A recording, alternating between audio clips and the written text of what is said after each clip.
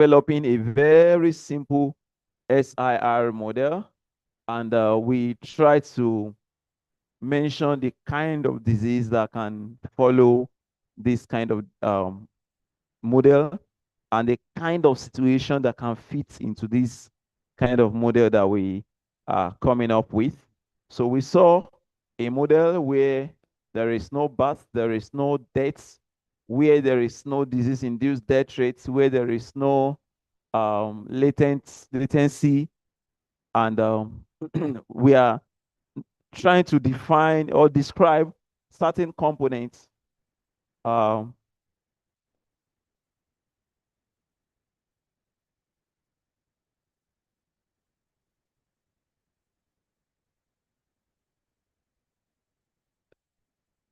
we are trying to describe certain components of this model for us to interact with them. And what did we call this beta SI last time? What did we say it is? This beta SI? Eh? Transmission, incidence, what did we call it? Which one is it? Which one is it? What is beta SI? Transmission rate, incidence, what again? Force of infection. Yeah, tell me. What is it? I'm giving you three terms now. Transmission rate, are you sure? Okay, now let's see now. This thing keeps on hanging. It's eh? Okay. So what did we call it? What is this? Okay. Which one represents the force of infection? Eh? Beta I, right? And what's beta itself? Transmission rate, right? So beta is the transmission rate, beta I is the force of infection, and beta SI is the what? Is the incidence. All right, thank you. Now, we also saw this epidemiological bathtub last time just to describe what how prevalence, incidence, looks like in diseases. Okay, but now we want to look at um, incidence function. You will realize here that we had put beta SI. Also, that has come with a certain assumption. And I'm going to be talking about mass action and standard incidence this morning. Mass action and standard incidence. Now, I've told us that this whole thing, they are concepts. For instance, this incidence is a concept from chemistry, where you have molecules of certain chemical substance in the course of chemical reaction bumping into each other, right? Randomly. In that situation, you know that when you have chemical A and chemical B, right? And then there is supposed to be reaction. What chemical C is formed at a rate that is proportional to what? The product of A and B, isn't it? Are we together? So in disease transmission as well, we know that what brings about disease transmission is contact, isn't it? It's contact. And that contact can mean anything depending on the disease we are looking at. For instance, what would mean contact in malaria? It would be mosquito bite, isn't it? Are we together? What would mean contact in say COVID? What would contact translate to in COVID? Eh? Eh? Fluid, right? You coming in contact with the fluid of an infectious person, isn't it? So we have direct transmission and what? We have indirect transmission, as the case may be. So whatever contact we imply in a disease that we are dealing with depends on the the kind of disease we are dealing with. All right. So, but in this one, we are looking at a direct contact, not only direct contact. Now we have talked about this kind of incidence function, which follows the law of mass action that states that please, this thing keeps fluctuating. I don't know. It says that the rate at which new maybe you check the port over there.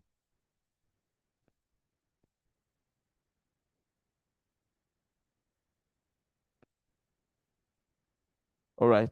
So it states that the rate at which individuals susceptible in this case now and what?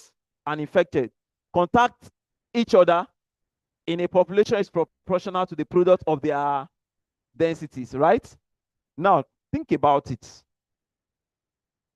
If you are, the reason for which this contact, this mass action incidence is being used, and then the other one we'll be talking about.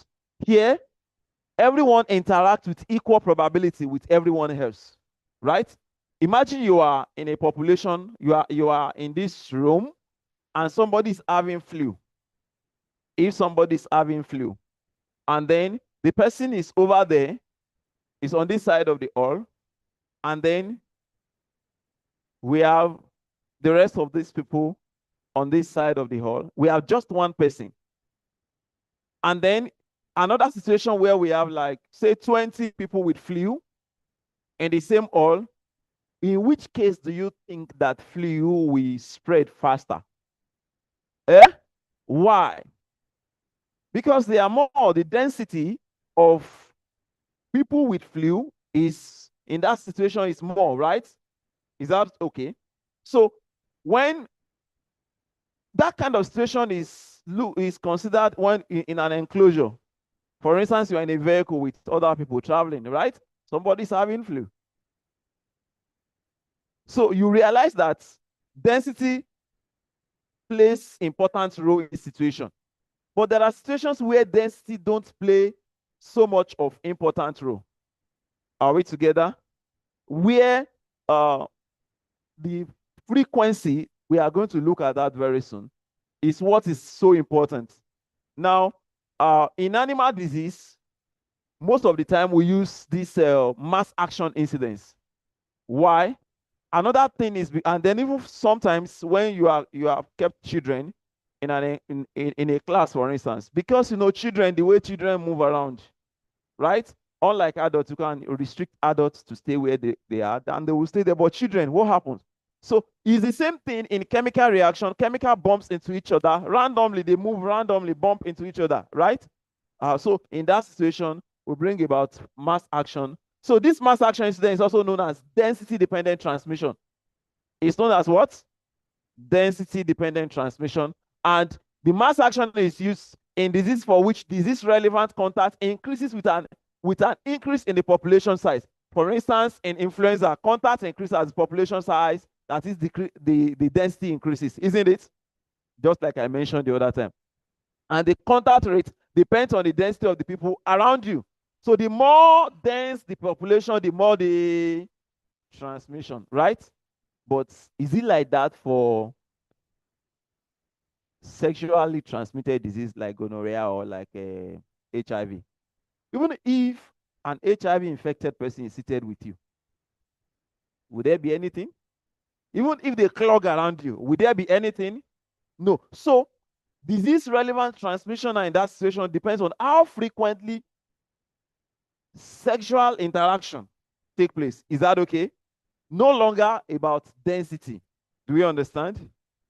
Do we get? So in that situation, I cannot be talking about density dependent incidents. I'll be talking about frequency dependent. That is the frequency of contact, disease relevant contact. Is that okay? That's what I'll be talking about in that situation. We'll see how that looks like. All right. So the mass action incidence assumes that every susceptible comes into contact with every infectious. This is valid for small population, for instance, a crowded classroom, and also for such diseases that can be transmitted that way. Not all diseases. Are we together? Let's look at malaria also. Will you say malaria is density dependent, for instance?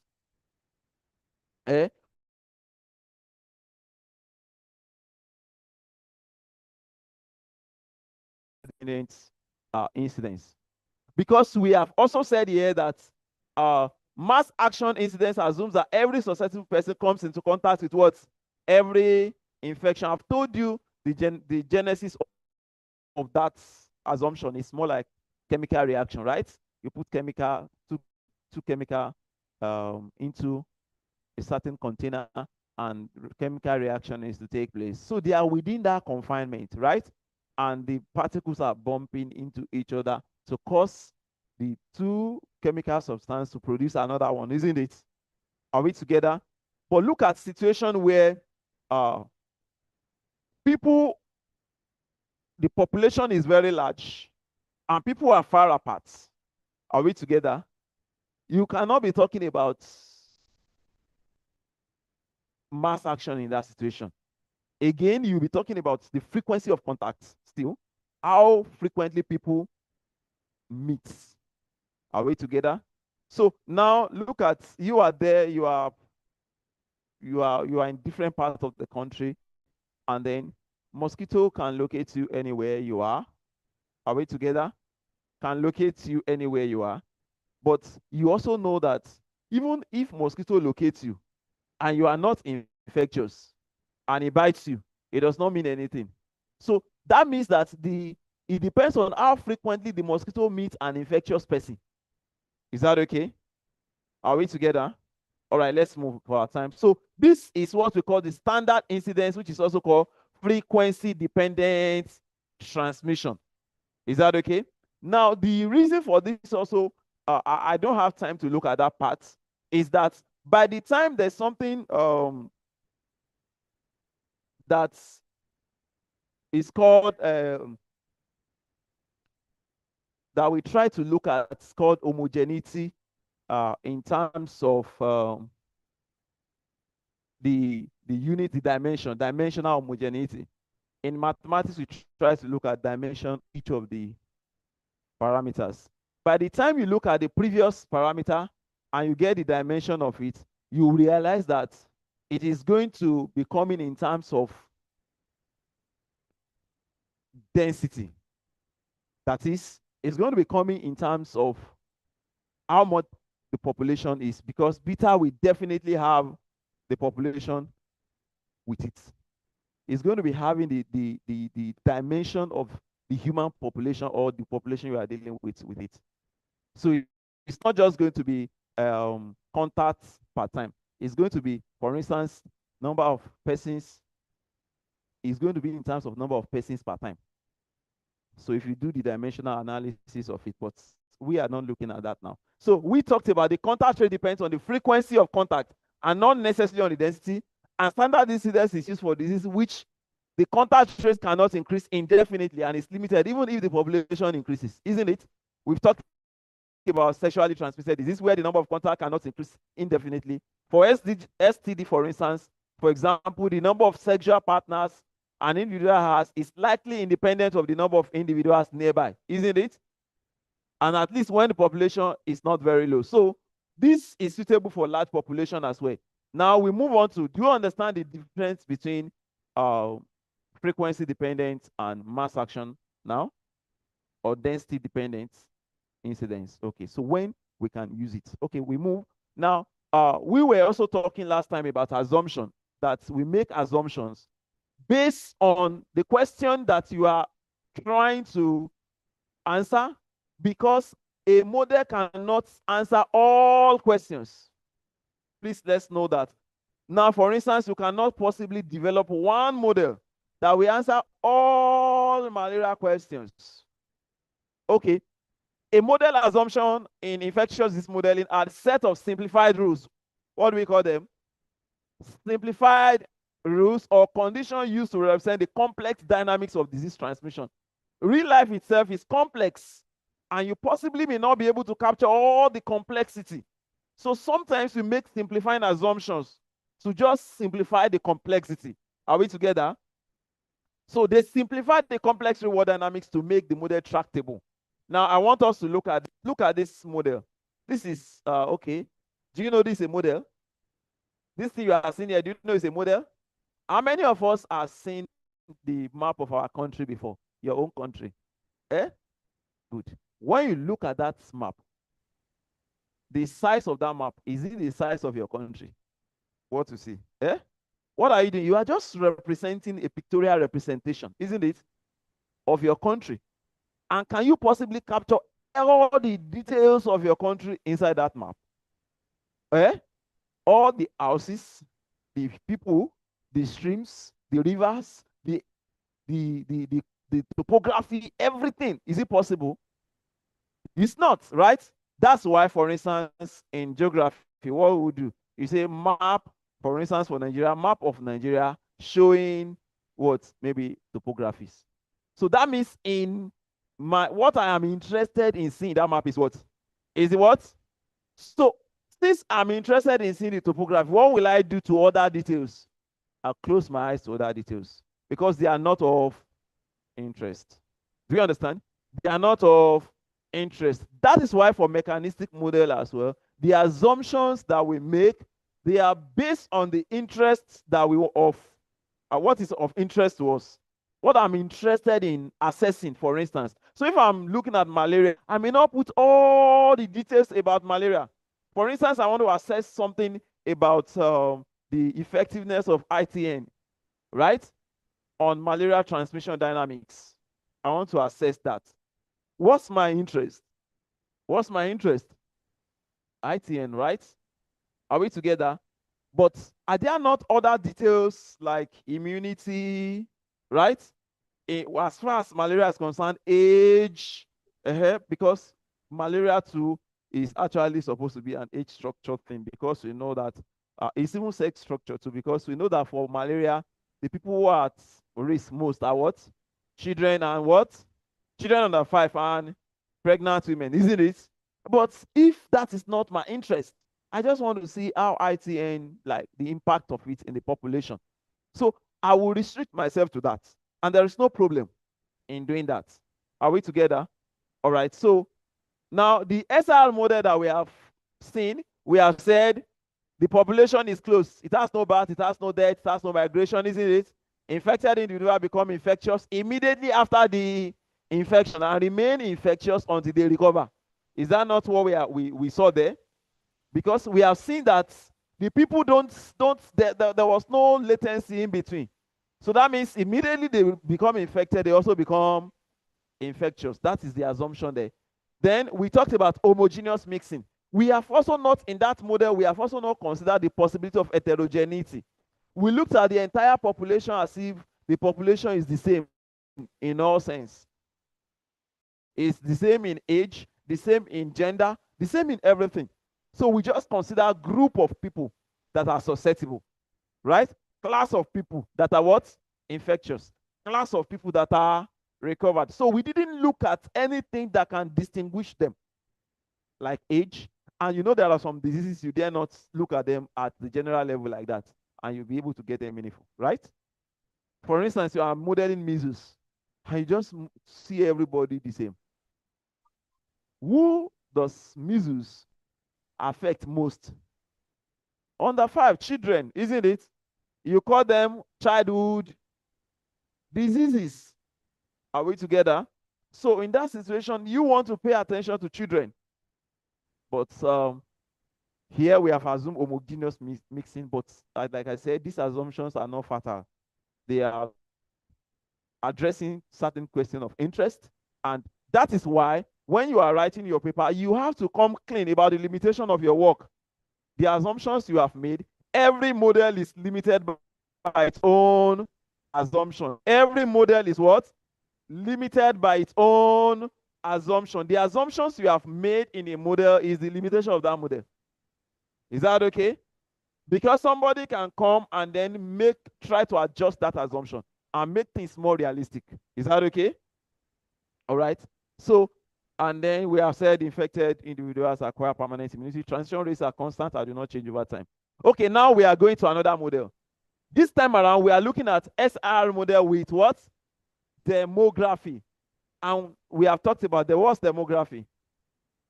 What do you understand by demography? The word demography. They are characteristics of certain population, right? That's the characteristics of a population, isn't it? That distinguish it from another population. You can talk about age. For instance, Nigerian population is younger. It's more of young generation, isn't it? than some other, say, Western population that is more of adults. And I think that's even helped us during COVID as well, because of the level of immunity in the population. The people had more immunity because, it's a young population. All right. Uh-huh. Unlike what was predicted earlier, because the demography was not factored into it. It was predicted that there will be dead bodies all around in Africa, Nigeria particularly, but that was not the situation, because people, and when they get the COVID, what happens to them? They're able to overcome it. Unlike, some of the Western world where people are, elderly, aged, and they have underlying factors, sicknesses, right? So when they catch COVID, so so that's why demography is important. But in this case, now we are the first assumption that we had before, where we didn't bring anything about birth or something. But here now we are considering that people enter the susceptible through what now? And get out of each of the compartment through what? Through what? What did we call this? Natural death. So what would you say natural death is? Natural death that we are looking at is any other death apart from that, the disease, from that certain disease. Is that okay? Any other death? If it's another disease, we still look at it as what? Natural death. Any other death. Is that okay? All right, but most of the time, we normally use this natural death from, please, can you help me check the online participants? Okay. So we normally, this natural death rate is considered from the viewpoint of average life expectancy. Is that okay? So natural death is just 1 over average life expectancy. Okay. All right. And then birth rate is considered here. Please, can you make this thing move? Okay. Now, that was trying to relax the first assumption, right? Are we together? But in this one, which kind of disease do we know? The other one we have said we could give example of a disease, or situation where that fits into the first model. But in this model, which kind of disease do you think that will be important to deal with here? Particularly diseases that are already endemic. Is that okay? And takes place within a long period of, it's there in the period of time where people are being born, people are dying, and that is important. The other one, we neglected birth, we neglected death. Is that okay? And we have considered a situation like a classroom, a boarding school, where children are just in the classroom and then nobody is being born into the class. Are we together? And we are not also considering death. So because it's negligible, maybe disease that's just, it's an outbreak, short outbreak within 5 days. But situation where you have disease that runs for years, right? That's in the population. What kind of disease can you say? Malaria. Which other one in Nigeria? Lassa fever. Should I model Lassa fever and then not consider birth and death? Is it short outbreak in Nigeria? How long has it been with us? It's been with us for a long time, right? People have been born and people have died, and Lassa fever still remains. So, okay. So, but in this case now, we are doing another thing. Do you see this class we are bringing in here now? This class is called what? Yes, some people call it exposed, but we have decided to call it pre-infectious. I decided to put this, I know we are used to exposed, but some people in the public health used to fight us. They say, what do you mean by exposed? Everybody is exposed. So when they talk exposed, they are not talking what we are talking. And sometimes our language used to conflict. So that's why, in order to align with the language of the public health, the people that we are working with, it's better to maintain their language too. Is that okay? In fact, somebody wrote a paper, the origin of the or the origin of E in infectious disease modeling. The person fought so much in that paper that he was obviously is a medical person. That how can you be calling somebody who is in the latent state, be calling the person exposed? That mathematicians, they normally confuse people. I was wondering, of course, the journal, it was published. So, but what we are saying is that sometimes when we are defining our terms, even though we know that it's common everywhere now, people now say exposed, exposed, exposed. But what do we really mean by that exposed? We mean pre-infectious. Is that okay? Or latent class. Do you understand? All right, so that's why. So in this now, how is this different from the other one?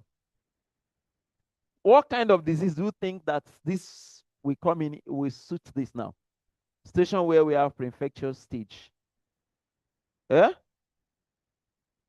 Typhoid. Now, I like to also say at this point, see, because some persons always, particularly mathematicians, will just go into papers and want to replicate or try to modify what another person has done without particularly paying attention to the biology. If the biology does not say that that disease has this class, should we put it?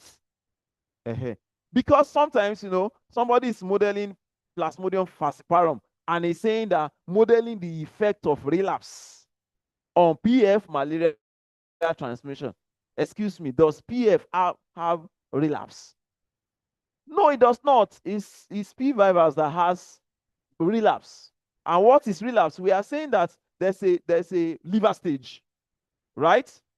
The pathogen gets into the liver and then is dormant there. So when those ones that have gone into the bloodstream, actually you treat it and you think the person is fine. Before you know it, those ones in the liver, they are activated and come back into the, and so you think that, but this person has been treated. So the person is down again with malaria because the other ones are there in the what? In the liver. But for P. falciparum, there's nothing like that. They don't relapse because they don't have the liver stage. Is that okay? Where they go there and hibernate there. So in that situation, if you now say modeling relapse and then you factor relapse, then you are wrong. It has to do with the biology of the disease itself. We must be familiar with it before we come up with the model. So if we are talking about a disease that cannot accommodate latency, that does not, maybe latency is negligible, depending on the time range that we are. Imagine you are modeling something in years and you are looking at cholera, right? Cholera that just transit between in hours. Latency in that situation is what? Is negligible. Are we together? Are we together? All right. So, but in this situation, which disease do you think that? Give me an example of a disease. HIV, tuberculosis. In fact, tuberculosis, that the latency of tuberculosis can be for years. Do you know that? Somebody can carry it for 6 months, for years, and then you will not know. It's not yet showing symptoms. Right? Okay. Not yet showing symptoms, it's not the same thing as asymptomatical. Are we together? So what's the difference? We are going there. What's the difference between this E class, the latency class? This thing is not moving again. Okay. What's the difference between latency and asymptomatic? Can somebody help us with that? Latency and asymptomatic. What's the difference? Okay. Okay. Oh, good. That's beautiful. So, latency is infected, but not yet infectious, right? Asymptomatic is infected and infectious, but not showing symptoms. So, it's the symptoms. Are we together? So, it's infectious, can infect another person, but it's not showing symptoms. That's asymptomatic. Okay, I should come again. Latency is infected, but not yet infectious. Infected, but not yet infectious. Asymptomatic is infected and infectious, but not showing symptoms. Is that okay? That's the difference between the two of them. So let's develop a COVID-19 model, for instance. What do we know about the natural history of COVID-19? It's a viral disease, isn't it? And it spreads between people who are in close contact with each other, for example, at a conversational distance, isn't it? And most symptoms include what? Fever, cough, tiredness, loss of taste or smell. The incubation of COVID is between 2 to 14 days.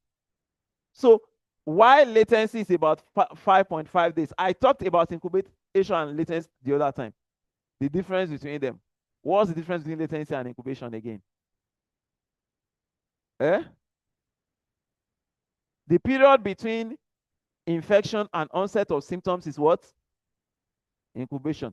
This period between infection and infectiousness is what? Latency, right? So we look at, and we said it's possible that those two coincide. Is that okay? All right.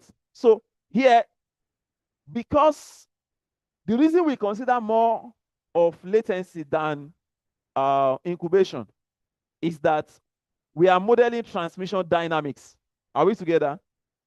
We are modeling what? Transmission, and it's transmission that is of importance here. So it is infectiousness that matters.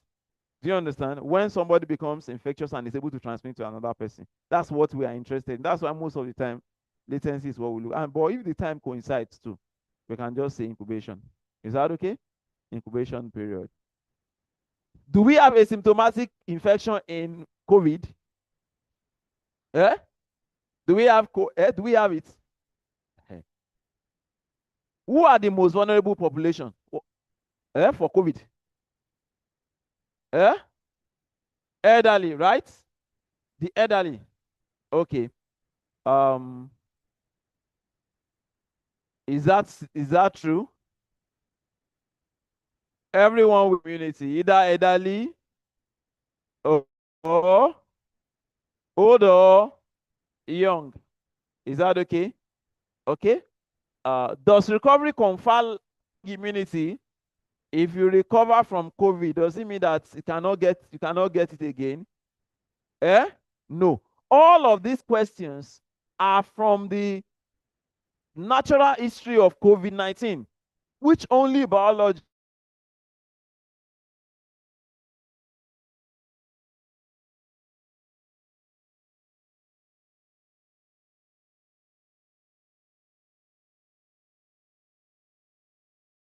because we start from modeling. A modeler could also have erroneously developed a model that misrepresents the biology of that disease. So if you start there and then you want to say, you want to maybe modify such model without you personally looking at the biology of that disease, you just follow the wrong approach. Is that okay? So that's why we are asking this question, so that you know as a modeler that you are trying to become, how to start when you want to model. You are interested in modeling any system. You want to ask question about that system. You are interested in modeling chemical system. You want to get information about the chemical system. You want to model something in engineering. You want to learn about the physics of the system that you are interested in. You want to model finance mechanistically. You want to understand, you need to understand, issue around finance. Do we understand? Do we get that? And that's why mechanistic models start, because the process must be understood. You are not just dealing with data. You are not just, because, for instance, you can get data. What differentiates two data sets? Actually, the process that produce them. Do you know that? It's the process that produce them. That's why in mechanistic model, we are interested in that process. We could also have, the data is just number. They are just numbers that you are having, figures. If it's a continuous or numerical data that you are dealing with. So what we are saying in essence is that there is a process that produces those figures that you are seeing. So, and that process is what mechanistic model is saying. Let's look at, does it lead to death? Does COVID lead to death? All right, so let's now see.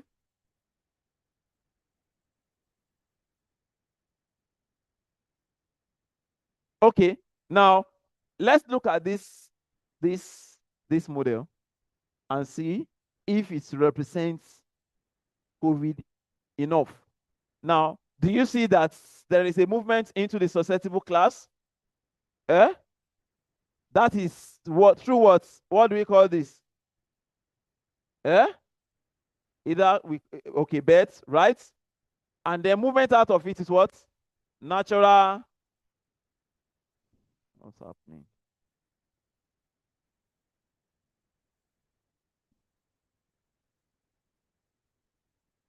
Okay, so we have natural death, right? Are we together? Okay, now you would also notice something here. Because the interaction that leads to COVID does not just happen with somebody who is symptomatic alone, it also happens through somebody who is what? Asymptomatic, right? So that's why the contacts we are modeling here is from both symptomatic and what? But we are putting something here in the asymptomatic. Why? Because from COVID, the degree of infectiousness of a symptomatic person and an asymptomatic person is different, right? A symptomatic person infects to a less degree, right, than the symptomatic individual, because the symptomatic individual has already gotten to the point where, you know, it's full blown, and then the level of the virus, the viral load is so high. Are we together? That it can cause symptoms. For a symptomatic individual, the viral load is not so much. But you see, you must not be confused. In malaria, do we have a symptomatic too? Eh? You see, this sigma you have here is called modification parameter. And it's between 0, the value is between 0 and 1. What it does is that it helps represent the reduced infectiousness of the asymptomatic individual. Is that okay? But we will not do this for malaria. Do you know why? Because look at it. For malaria, sigma will come to high. You know why? For malaria, what mosquito comes to pick when it bites? You know, the transmission is from human to mosquito, right? In malaria. What mosquito come to pick is the gametophyte. Is that okay? We have the sexual and the asexual part of the parasite, right? Is the sexual, which is the gametophyte. That's what the mosquito picks. The asexual is what is causing your symptoms. It's what is making you feel feverish and all of that. Are we together? And when that happens, because a symptomatic individual has more of gametophytes than the merozoite. Are we together? He has more of the gametophyte than the merozoite. If he had more of the merozoite, it would have been symptomatic. Are we together? So the asymptomatic individual in malaria is more infectious to mosquito than the symptomatic individual. That's why we say that it's the asymptomatic individuals that are causing more trouble in malaria transmission. Do you know that? Somebody in this university, one of our professors in this university, once said, if he has gone, he will shoot everybody who is asymptomatic. He said, you are the cause of malaria you are the cause of malaria. You are the one who carry it in your body and you are not showing symptoms. And you also don't go to test.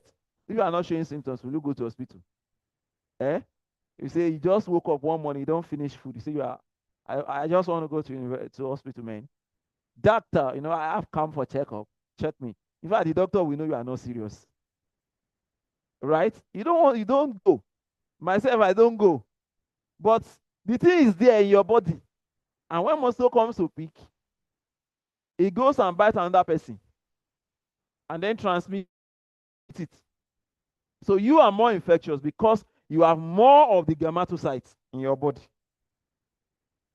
So you see now that somebody should not say, because they have said any disease that has a symptomatic stage then the modification to A, is it true? Again, it depends on the biology of the disease. I just talked malaria now, and I said we cannot put A there. We cannot put this sigma with A. Do you understand? Are we together? Okay, so what's the issue? So I said sigma A is a reduction modification parameter. It helps to modify the we have said this one transmit more than this for COVID. Is that okay? So in order for us to bring in reduction parameter, that is the transmissibility here is higher. This person is more infectious than this person. So they are not transmitting at the same rate. So we factor a sigma that modifies this. No, by the time you open this bracket now, you have beta I plus what? Sigma beta A. That sigma modifies the beta, modifies the transmission rate. So they are not transmitting at the same rate. So A is transmitting at lower rates than what? Than I. But we said, for instance, in malaria, that's not the situation. I transmits less than what? Than A, because when mosquito comes to peak, comes to peak the gametopside, and the asymptomatic person has more gametopside than the symptomatic person, so it transmits more. So in that situation, who are we going to modify its own transmission rate? I. So if it's malaria, I put sigma here. Do we understand? Do we understand? Do we understand now? Okay, good. So this is COVID. So we are bringing it here. And then we have said there's latency, isn't it? Are we together? Because we have said, I mean, like 5 days, 5.5 days. So that's something to consider. And then when somebody, after the infectious or the pre-infectious class, the person can either become what? Asymptomatic or symptomatic. Are we together? All right. And then look at it. It's the same rate, but now become symptomatic with probability K, and then 1 minus K, because if 20 people become symptomatic out of 30, the remaining 10 are what? Asymptomatic. In terms of probability, that's if one is this one becomes symptomatic with probability K, the other one will become asymptomatic with probability what? 1 minus K, right? Probability is between 0 and 1, isn't it? So that's why you're having that K and 1 minus K. But this row is the rate. Now, the row is 1 over latent period. Is that okay? This row is 1 over latent period. And then, so they come here, and then an asymptomatic person can recover, and then symptomatic person too can recover. But what is the process of their recovery?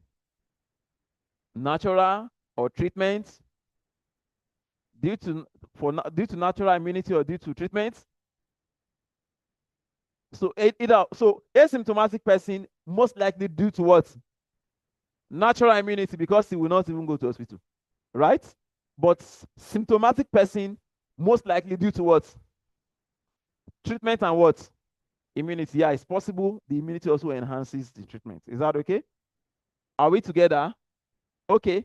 Now, you also notice that when the person recovers, so now this is one thing I want us to clarify this together. When a person recovers from COVID, at first, is there a temporal immunity?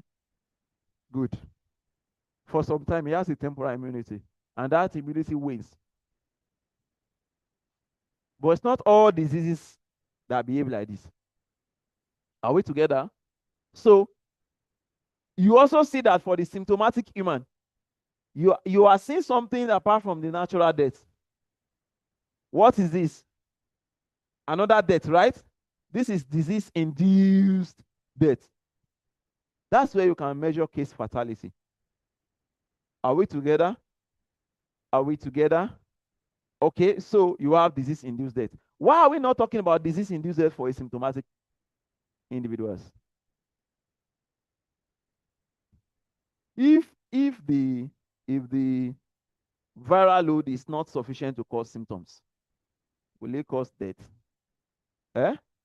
The viral load is not sufficient to cause symptoms. Will you be talking about that? And if an asymptomatic person die, how will you track the cause of his death? Which data will you use to track the cause of his death? Right? Will you be able to track it? Okay. So here, except otherwise known or discovered that, oh, the asymptomatic person too can die due to disease. Of course, again, literature, biology must establish that, must confirm that. Is that okay? Before you do that, are we together? You don't just assume in, because this is how it should be. This is how it should be. No, no, no, no, no. Does biology say so? Are we together? All right. So now, in case now, all the while I have not talked about intervention, right? Just talked about the disease transmission dynamics by itself without talking about intervention. But let's talk about intervention. In case we want to incorporate intervention, now we can incorporate control intervention into our models in order to determine the effect. For instance, the COVID model we just look at, we want to incorporate vaccination. How now, to know how to incorporate any control intervention into a model, you must also ask question, how does this control intervention work? So the question is, we are trying to, this is the research question, what is the effect of vaccination on transmission dynamics of COVID-19? And the methodology is to develop a COVID-19 model incorporating vaccination class, right? Are we together?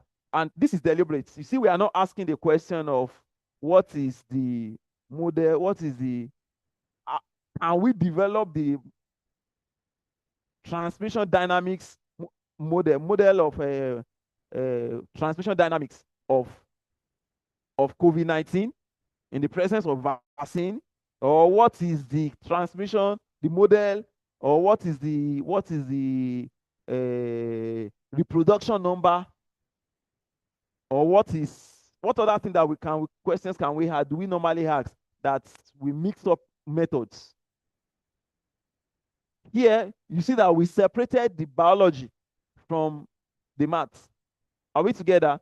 What is the effect of vaccination on transmission dynamics of COVID? And what is the method now? Develop what? A COVID-19 model incorporating vaccine class.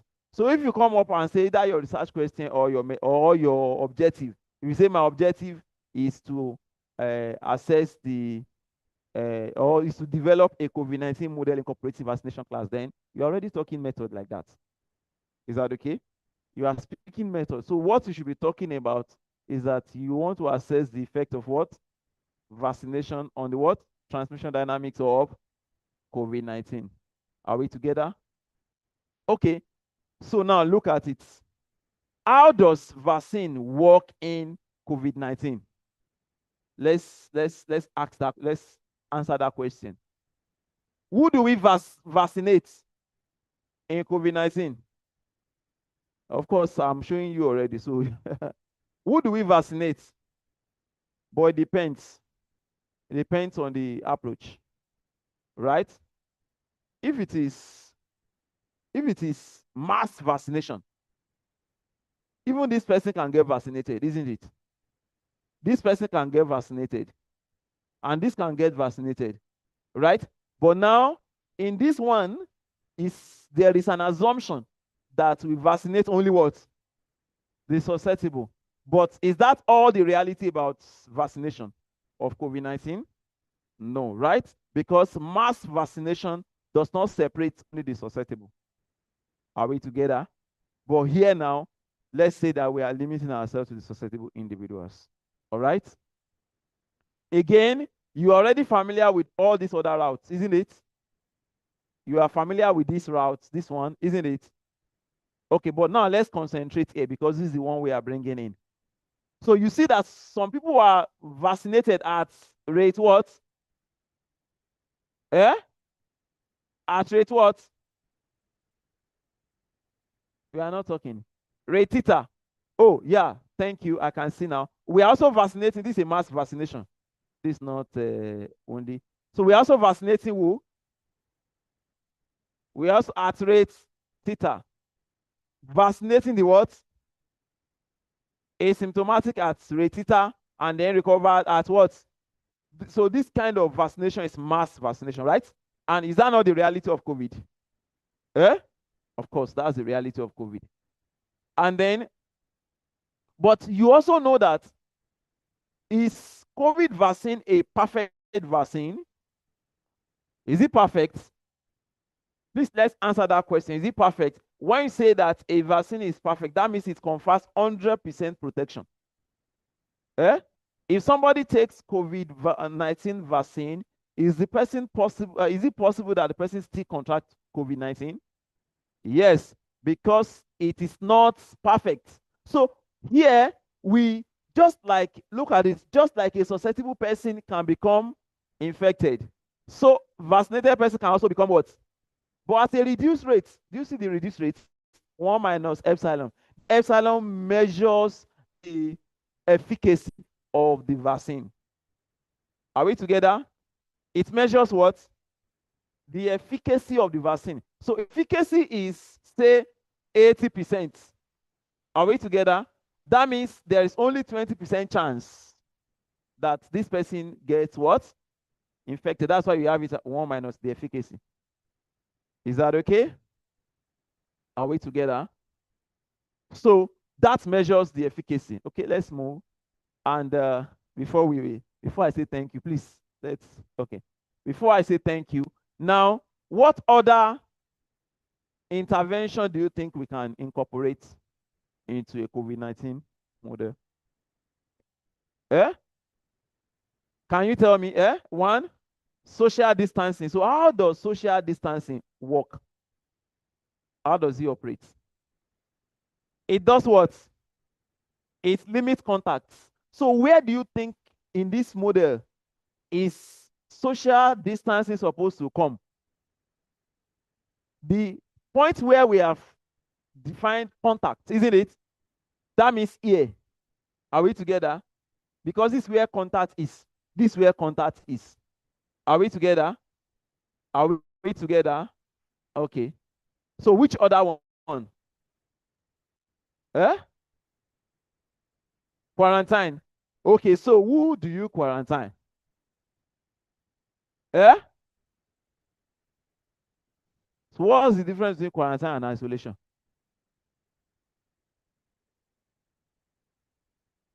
Okay. Are we sure? What's isolation? What's quarantine?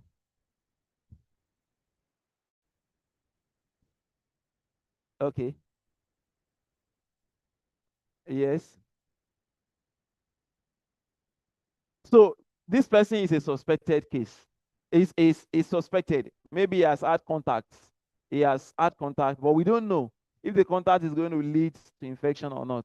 So we quarantine the person. And after some days, after the infectious period, or sorry, after the incubation period, we come to test again and see if this person now starts to show symptoms. Oh, they can now isolate you. Isolation is a confirmed case, right? It's a case management approach. Are we together? So in that situation, so if we are going to bring in isolation, for instance, where do we put it? Who do we isolate now, as we have known what isolation is supposed to be?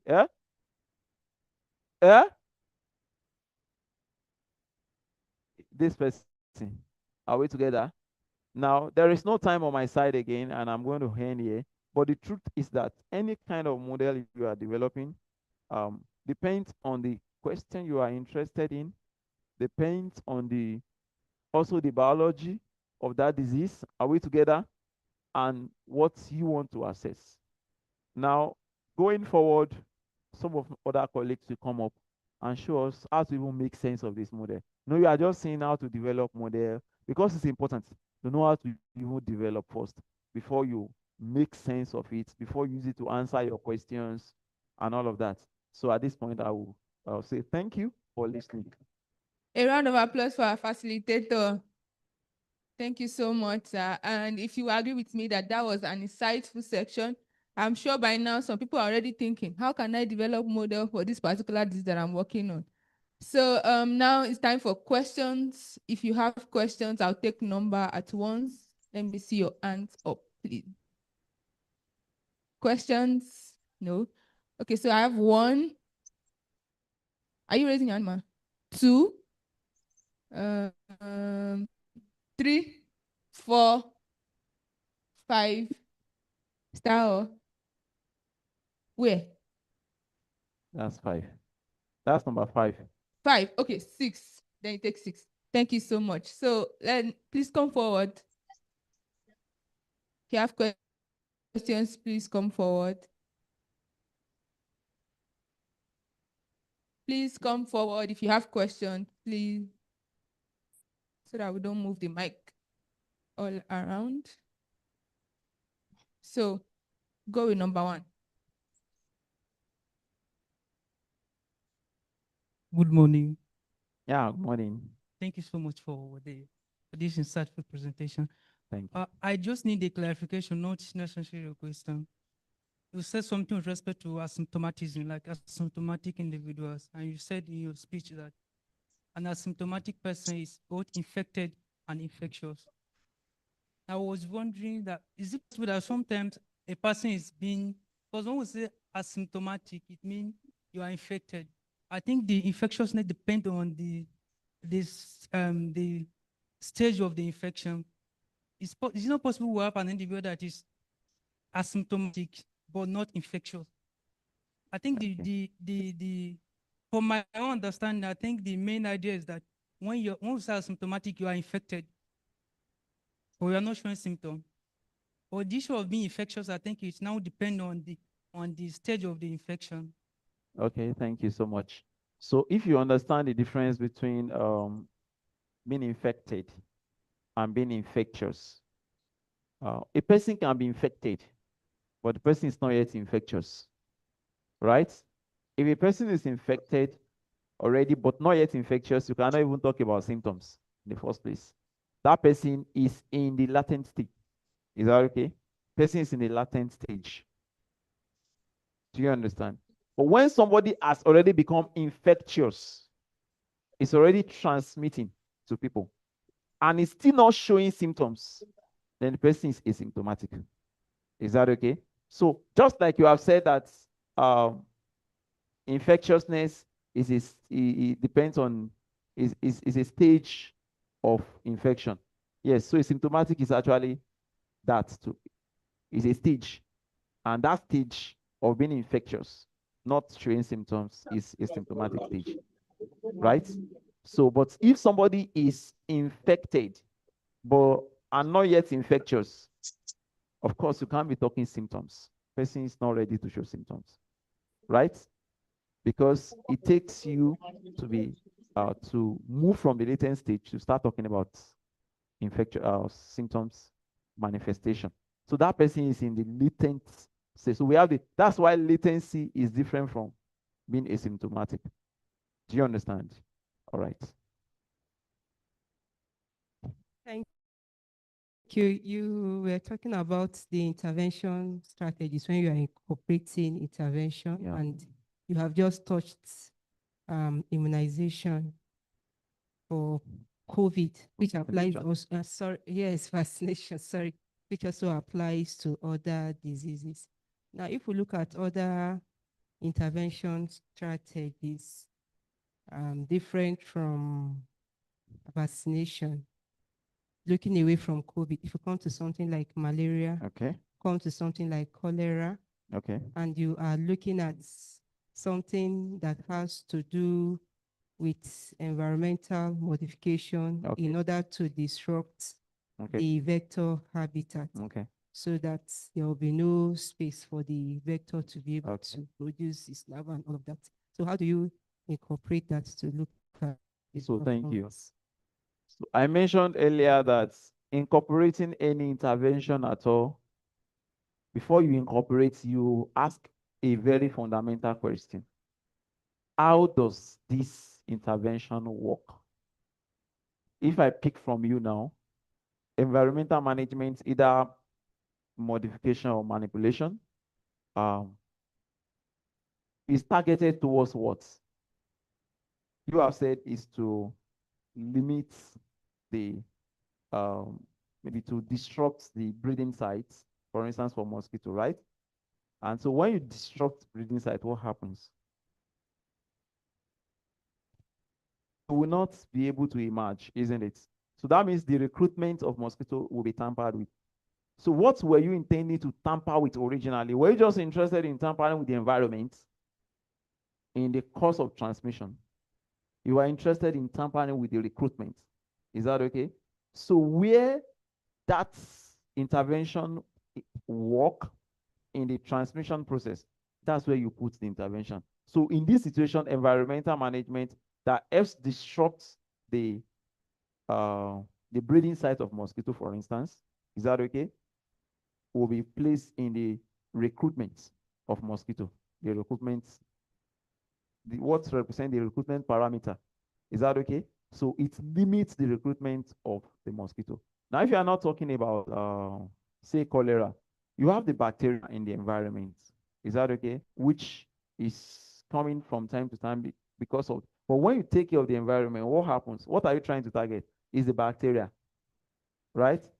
The reproduction of it, the proliferation of bacteria is what you are interested in targeting, isn't it? So that's exactly where you put that. So it is where the targets, where the intervention targets, or what the intervention targets that takes the intervention in your model. That's so again, you ask question, what does hand washing do in COVID-19, for instance, or in cholera? What does hand washing do? What does it do? Is it not contact, right? It is contact you are trying to limit, isn't it? The rate of transmission. So it's still the transmission rate that you attach it to. Because when you wash your hand, you know, and then even if you shake hand with somebody, because you have washed your own hand, it limits transmission. So what you are interested in tackling, understand, is what you need to find out. And that is where you put the intervention in your model. Whatever that intervention hopes to target. So there is, so I cannot say, oh, put all intervention this, put all in, no. It depends on, so for instance, we have talked about the one that goes into recruitment rate. We have talked about the one that goes into transmission or contact. We have talked about the one that goes into even high class, like isolation. Do you understand? So it depends on what you are targeting, what part of the transmission routes you want to disrupt. And so epidemiologically, people try to intervene, disrupting different routes, different component of the transmission routes.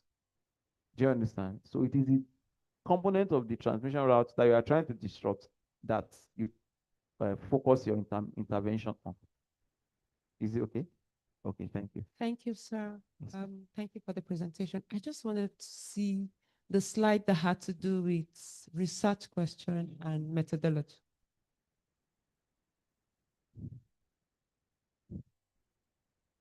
I'm waiting for them.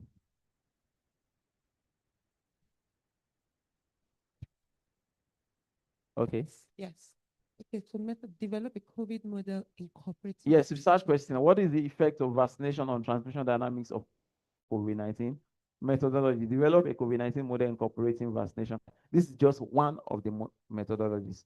Of course, if you develop a model and you don't carry out further analysis on it, it's still not going to reveal this research question.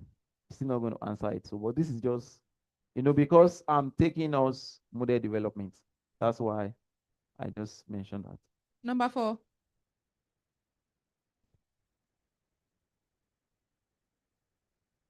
Thank you very much for this presentation. You're welcome, sir. Okay, so my question is that in a situation whereby you're modeling a disease that doesn't have recovery, like Okay. HIV, Okay. you know, if somebody got infected with HIV, he will just transit from susceptible to infected and he will remain there. The next thing is death. Okay. Is death. So how are we fitting death into our compartment, maybe when we're trying to model a disease such as HIV? Okay, I should also mention that there are very active antiretroviral drugs for for uh, for um, for managing such disease also, such that it even reduces the viral load. The point that how we've met with somebody who said it's even possible to give birth, to marry, and then you will not transmit to the person. So now you are in that state where it looks like you are good. You can also even factor that into the model, right? When somebody comes to the infectious class and now treated class, antiretroviral drugs. Do you understand? The person can be there for life, managed, and it's not really transmitting like that. It's not transmitting. Do you understand? So in that situation, you may not be talking death for that person if the person keeps on taking his medication, unless any other thing happens. But however, because we also know that such disease is a fast killing disease as well, if it's not managed. So you saw that we talked about disease-induced death in the model. For instance, look at this one now. This person is not just dying naturally, and also died due to the disease. Do you see that? So we have disease-induced death factored also into the model. So, and it's because now, why is in a class, separate class for, say, death class? Because death of this kind of disease is not participating in the transmission any longer. It's not like, which disease do you think that if somebody dies and then you have contact with the corpse, you can also get the disease? Ebola, right? Ebola. That's why you see the people that when they want to bury somebody that died of Ebola, how do they dress? With all their PPE, right? They are protective gear. They wear it. Why? Because they need to protect themselves. So the dead person is still participating in transmission. Is that okay? So the person is still participating in transmission. So you have to protect yourself from that. So that's why it's possible to create that class, because it's just like for cholera, where you have bacteria in the environment. So that person has now become like the bacteria in the environment. Do you understand? Because if you say, oh, it's my daddy, and you so love your daddy, and he's dead or he was confirmed to have been killed by Ebola, and you feel like, let me give him the last hug. Okay, you go together. So in that situation, we create that class. But a situation where, the person is dead and is no longer contributing to transmission, it's just enough to put its death rates on the compartment that represents those that can die due to the disease. Do you understand? Just like we did here. But I heard doctor, I decided not to. No, I think I heard us talking about COVID too, that somebody who died of COVID too can also transmit when he's dead. Anyway, we didn't look at that here, but if that is the biology, that means you can also create the class. Is that okay? All right, thank you. Okay, thank you so much for your presentation, sir. You're welcome, sir. Just a little clarity. When we started the lecture, you told us clearly the difference between the mass action and standard incidence. Yeah. Mass action to be density dependent. Yes. And the standard incident to be frequency dependent. Yes. I want to know, like cases like in the case of Lassa fever, for instance. Okay. Is it biologically correct to capture the two in your model? Because we are looking at Lassa fever, okay, which transmission also rodent and human. Yeah. And then we also have human to human. Yes, exactly. Okay. So is it correct to capture both in that scenario? And if not, how do we capture that so that it is biologically correct? Thank you. Okay. So from rodents to human, you know that it is the frequency of contact of rodents with disease-relevant contacts. Now, when we say disease-relevant contact now, we just mentioned, hear me again, I mentioned the fact that, for instance, for flu, right? Every contact is really disease-relevant, isn't it? Every contact with an infected person is disease-relevant. Do you understand? But we said for, say, HIV, just mere like interaction like this, somebody clogging around you, does not mean you have, right? Do you understand? Now, we also mentioned the fact that in density dependent, we normally used to measure in a small population, right, of such disease that can transmit that way. But most of the time, frequency dependent function can also serve, even for a situation for a disease that is supposed to, that can transmit like that directly, but where the population is large, such that the possibility of contacts, with every infectious person is limited. Do you understand? So we can also use frequency dependent function in that situation. So if you now come back to Lassa fever, you are talking about between rodents, rodent human transmission, right? Rodent comes and with the release into your food or whatever, and then you eat. So in that situation, you also realize that it also depends on the number of infected rodents that comes in. It's not all rodents. It depends on then on the number of infected rodent that comes in, right? And then you are also talking about, sometimes you are talking about large population where everybody, people are not like, it's not something like clogging together. The disease is not about disease that transmits about because of proximity. Proximity is not what is important here. Do you understand? Do you get what I'm talking about? It's not about proximity. It's not about how close you are. Density dependence has to talk about how close people are to themselves. You know the word density. What do you measure in density? Number of individual over what? Area, surface, right? Do you know that, for instance, if you are 100 people here, in this place, 100 people here, and if we are 100 people outside, which one has higher density? The one here, isn't it? Because this space is smaller. By the time you are taking that, your denominator area is smaller. But when you get out there, what happens? It's very wide something. Is that okay? That's why when we get to the wider space, even what seems to be density dependent can be modeled through frequency dependent. Is that okay? Because people are far apart. So, and the probability of contact will no longer just be about, maybe will no longer just say that people are able to, the infectious person is able to randomly meet or equally meet any susceptible person. So that's why, like that Lassa fever, we can still look at it using frequency dependent incidence. Do you understand the reason for that now? Okay.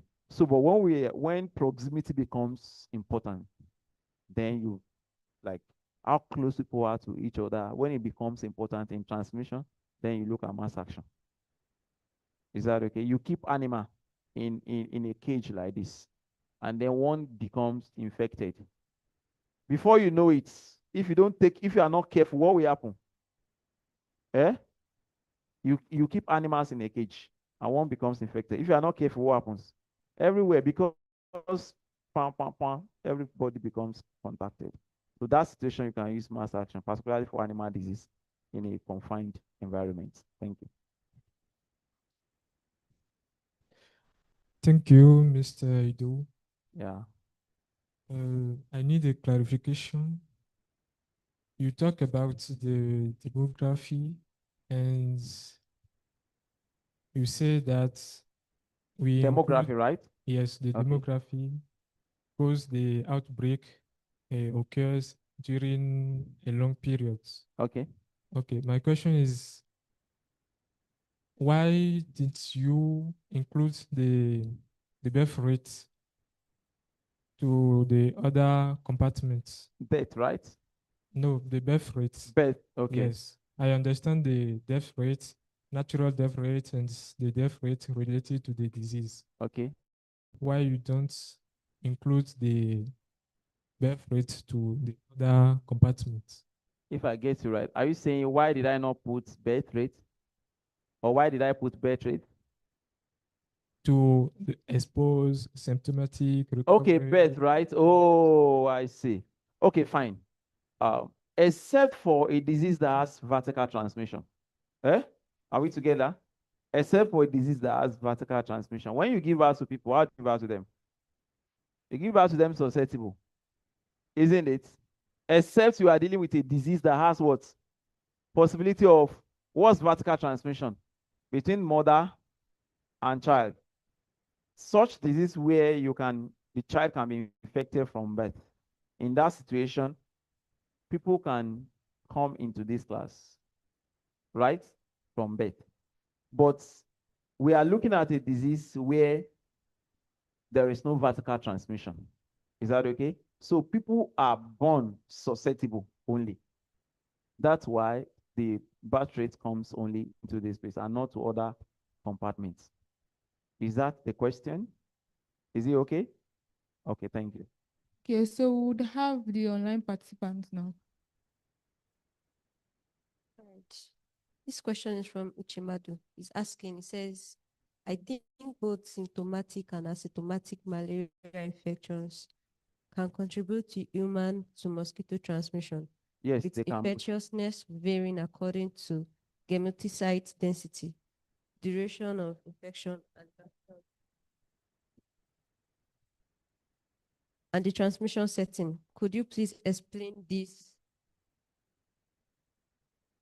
further and discuss its implication for malaria modeling? Okay, so what we said is that for malaria, yes, both symptomatic and asymptomatic can transmit. Asymptomatic has gammatocytes, symptomatic has gammatocytes. But we said asymptomatic individuals have more gammatocytes than symptomatic. You can go read this paper, The Silent Threats.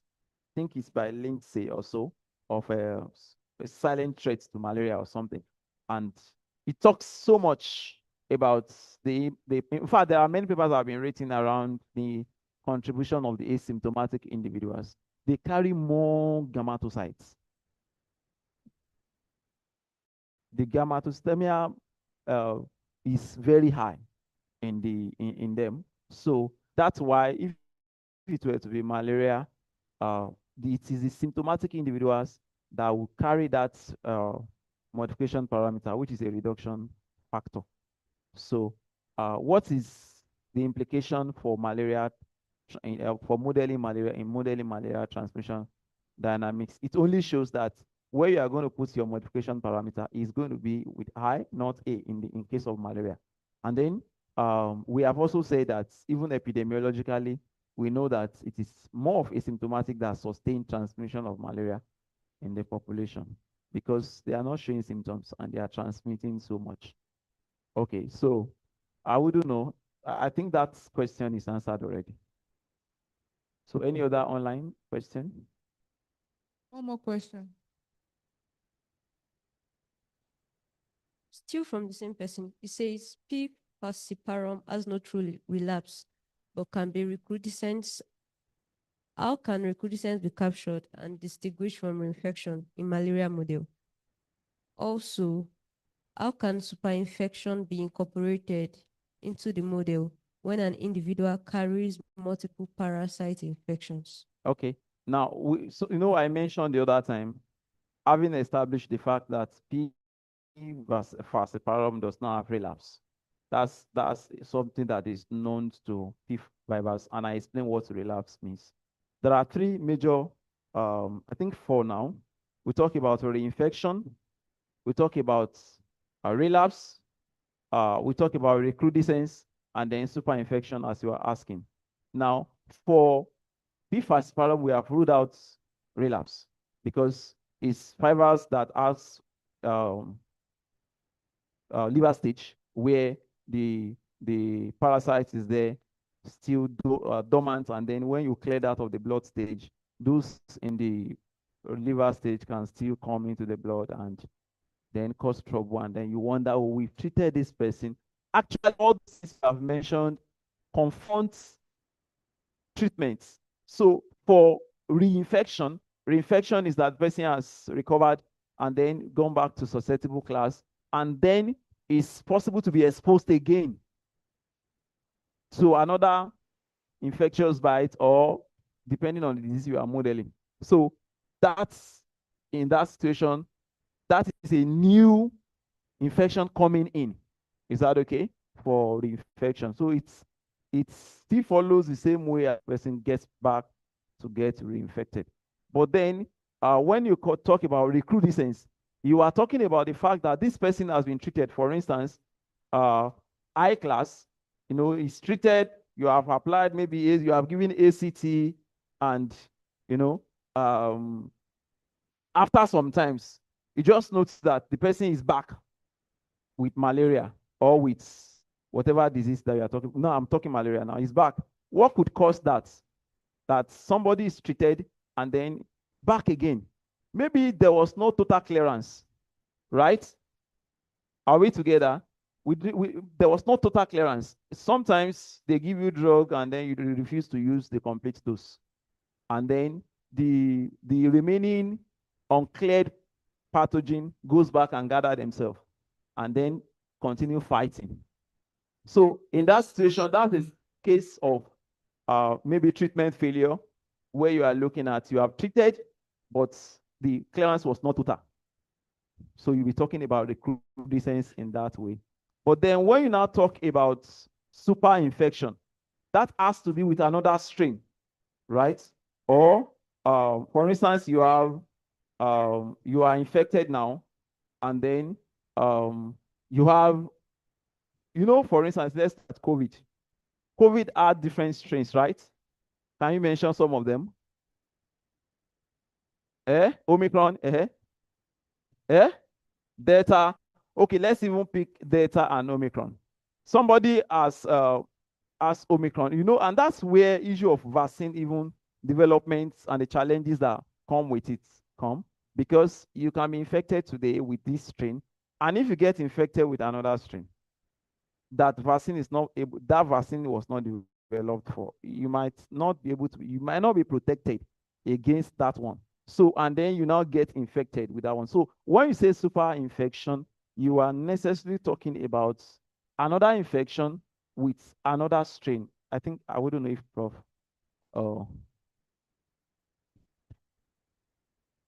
Yes, it's super, yes.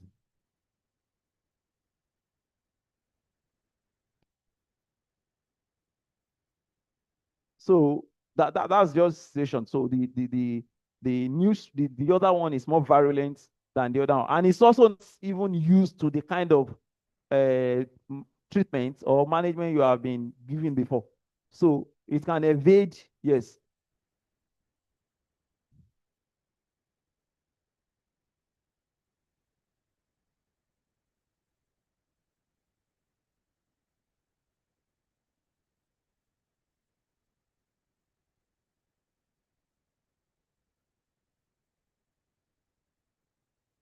Uganda, because there's a strain. And I said the other time that when you have a viral disease, it's more terrible in terms of evolution.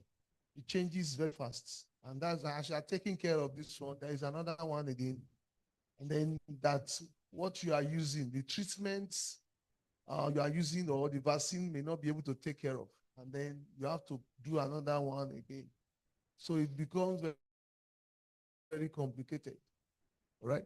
Thank you, sir. So in modeling that means somebody who had one strain before can have another strain also, right? Can be infected with another one. So you have to take care of the addition of the new one that person gets infected to. So a person can now have the infected class now. That means one infected person, you can be talking about more than one strain of infection in that person.